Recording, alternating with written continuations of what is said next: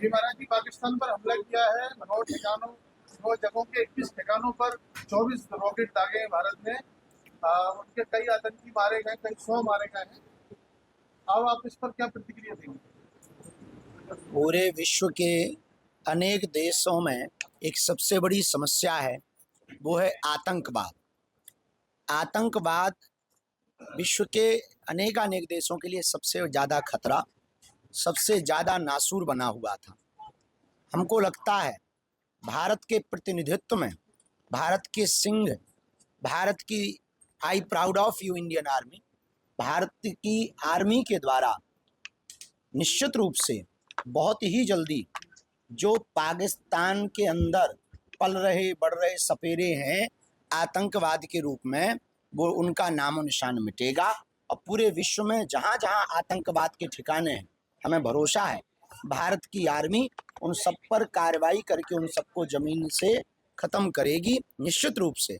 और जो 26 नृशंस लोगों की पहलगांव में हत्या हुई थी, नाम पूछ कर के जिन दुष्ट आतंकवादियों ने हमारे भारत के अनेक लोगों के सिंदूर को उजाड़ा था, आज भारत ने अपने बल का सदुपयोग करते हुए, भारतीय आर्मी ने गोला बारूद का सदुपयोग करते हुए उस सिंदूर का जवाब सिंदूर ऑपरेशन के तहत दिया, जिसमें भारत की शेरनियां, हमारी बेटियां प्रतिनिधित्व कर रही थीं।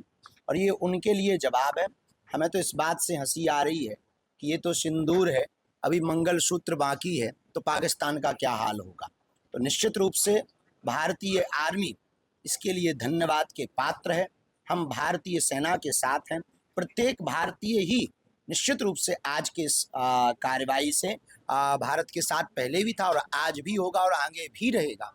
जो भारत की सरकार के कार्यों के साथ साथ नहीं है, वो भारत का नहीं है, वो देश का गद्दार है। और हमें लगता है कि एक रॉकेट इन देश के गद्दारों पर भी छोड़नी चाहिए। एक बहुत बड़ा आतंकवादी इसमें बच गया, हालांकि उसके परिवार के 8 कोई रोने वाला भी तो चाहिए। वो धमकी दे रहा है भारत को, वो बदल है मौलाना धमकी दे रहा है। अब जब 26 पहलगांव का हम बदला ऐसा लिया है, तो वो विचार कर ले कि वो अगर जो है खो देगा तो अपन जो है नदियां बहाएंगे। एक चीज और कह रहा है कि उसके घर के इतना सदस्य मारेगा या और भी मर जाता तो अच्छा होता, ऐसा भी कह रहा है। नहीं, वो ठीक कह रहा है, लेकिन रोने के लिए हमें छोड़ना भी तो जरूरी था। कोई ना कोई रोने के लिए अपनी आंखों से कम वो देख तो पाता कि कार्रवाई क्या होती है। किसी दूसरे का जब आप घर उजाड़ते हो, आप आतंकवादी बनकर के किसी के घर को उजाड़ते हो, किसी के सिंदूर को उजाड़ते हो, किसी की भाई की कलाई को सूनी करते हो, किसी की बहन की राखी का रक्षाबंधन का धागा ऐसे ही रखा रहता है, जब उसको आप इस प्रकार से परेशान त्रस्त करते हो, उनकी आत्मा को ठेस पहुंचाते हो, तब तुम्हारी आत्मा को कैसा लगा होगा, ये उसको महसूस करने दीजिए।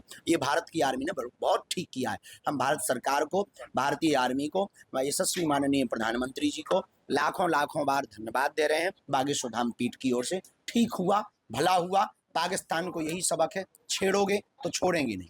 आपने कहा था पाकिस्तान के राष्ट्रपति रक्षा मंत्री, उनका कहना है कि यदि भारत यदि पीछे हटता है तो वो पीछे हटने को तैयार है, क्या कहेंगे आप? जी, पाकिस्तान की जो रक्षा मंत्री है वो कह रहे हैं कि भारत यदि पीछे हट जाता है तो आतंकवाद को सरेंडर कर दे तो पीछे हट जाना चाहिए, कोई दिक्कत नहीं। आतंकवादी जितने निशाने हैं, जगह हैं, उन सबको सरेंडर कर दें।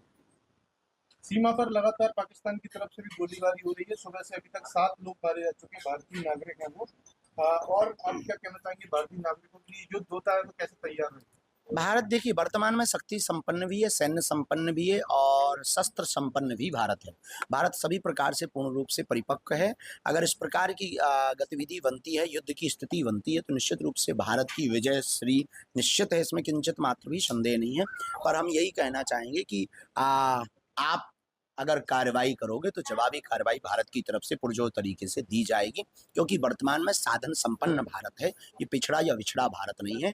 वर्तमान में युद्ध के लिए अगर आप जो है तैयारी रखोगे तो यहाँ से महायुद्ध की तैयारी रहेगी।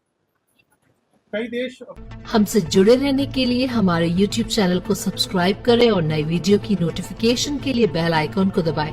अगर आप ये वीडियो Facebook पर देख रहे हैं तो लाइक जरूर करें और ज्यादा से ज्यादा शेयर करें। धन्यवाद।